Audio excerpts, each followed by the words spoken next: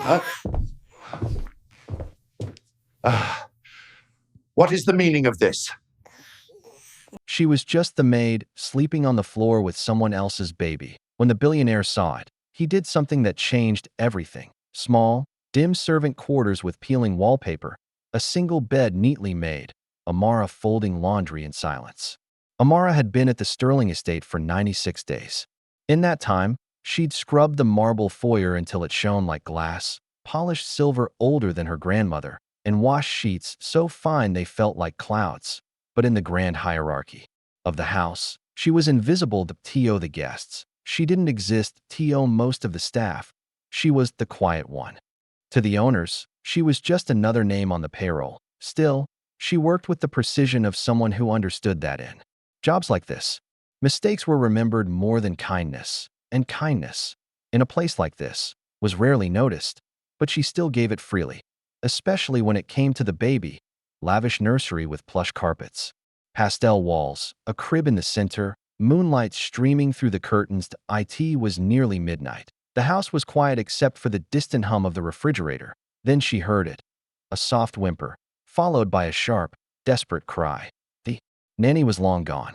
The parents were at an exclusive gala downtown. The rest of the staff were in their quarters, ignoring the sound. Amara hesitated at the nursery door. She wasn't assigned to childcare. Touching the baby without permission could cost her the job, but the cry wasn't stopping. And in that moment, rules mattered less than comfort. Amara holding the baby, pacing slowly, whispering softly in the dim light. She stepped inside. Nathaniel Sterling, barely 6 months old, was red-faced and trembling from the effort of crying. She scooped him up, murmuring gently, her voice carrying the melody of an old lullaby from her childhood in Jamaica, the same one her mother had sung to her when storms rattled their tin roof. Slowly, the baby's breathing calmed.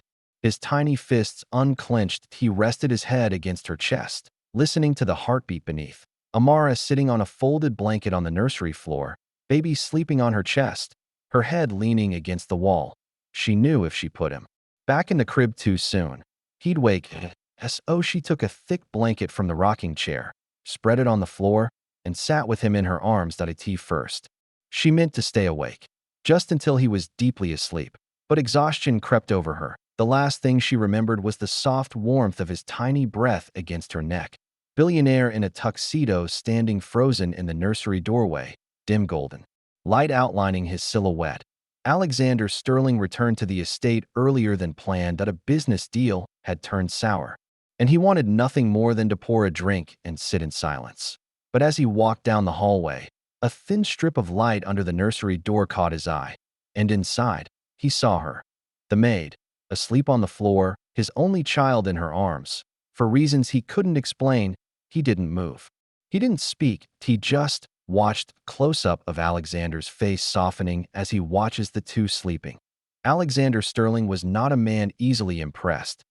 He had built his empire from cold deals and calculated risks, but in the quiet of that room, with the muffled hum of the night beyond, he saw something money couldn't buy.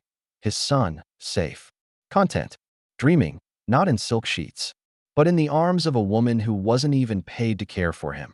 And it made him wonder, when was the last time he'd held his own child like that? Bright morning kitchen, Amara standing nervously by the counter as Alexander enters. The next morning, Amara expected trouble that she'd overstepped.